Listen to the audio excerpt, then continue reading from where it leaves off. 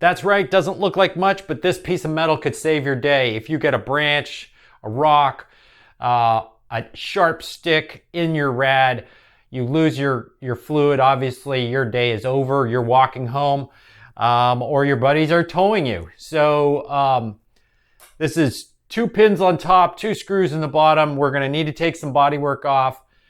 Let's walk right through it.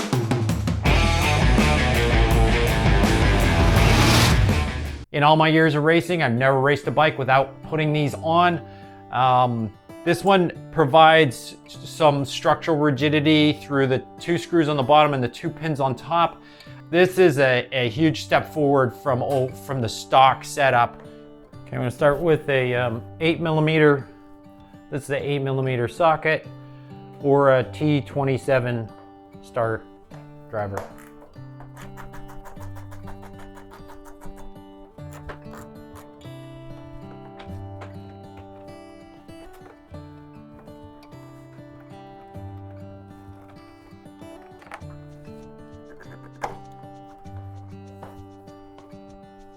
That just has this little tab that pulls out from underneath.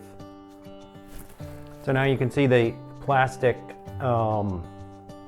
Rad Guard, if you want to call it that, is now exposed on this side. So there's a screw on the top which we'll remove, and then it just plugs in at the bottom. So we'll do the same on the other side, because I believe this is all continuous. Yeah, it's all one piece.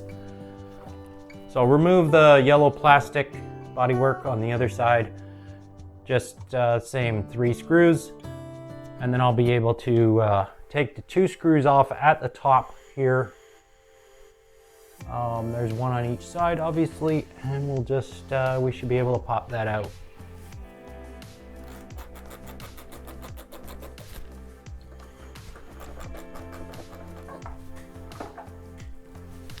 This screw is a 20, it's a T20.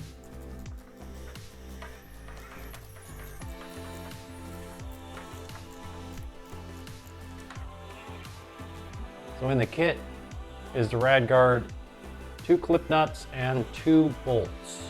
So I'll be using the bolts on the bottom with the clip nuts, and I'll be putting the pins through the top where the old screws used to be.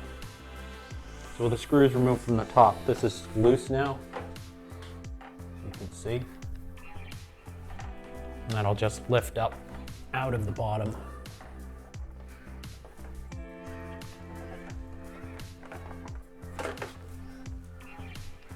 So there's the stock Rad Guard. So if your bike's not brand new, you're probably gonna have a little bit of debris. And if you have like a brush from a dustpan or something, just brushing off the dead bugs. So just give that a brush off and you can see that's a lot cleaner. We'll dry fit the Rad Guard. So the trick is get the bars turned all the way over, because you're gonna need a little bit of room, and then get the pins tucked up into the holes at the top, and then slide it in on top of your of where the screws are gonna go in the bottom. And this takes just a little bit of fiddling around. Okay, so the pins are tucked in on top. I've got it resting on the flanges at the bottom. Now we've got to get these clip nuts in between our Rad Guard and the flange at the bottom, which is kind of a tight fit, and we're probably going to need a plastic mallet to get that to go.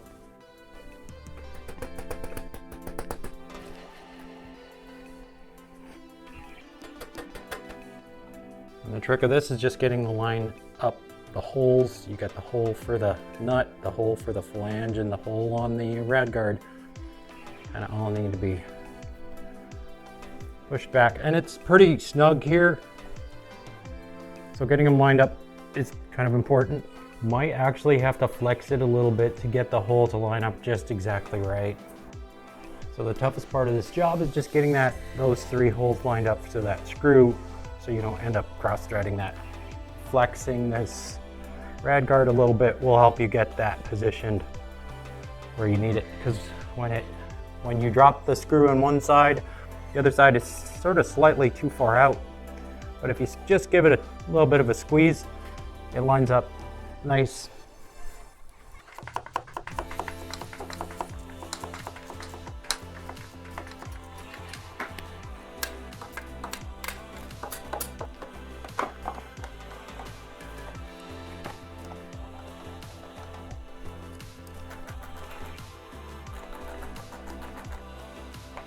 All right, gang, so that's it for the install. We can get rid of this plastic piece of junk. And now this Rad is bulletproof. So rocks and sticks and minor crashes should present less of a problem. Feel a lot better about off-roading it now than I did with that plastic, basically wind deflector. Hopefully this was helpful for you. If it was, smash the like. As always, subscribe to follow along, and we'll see you next time. Bye for now.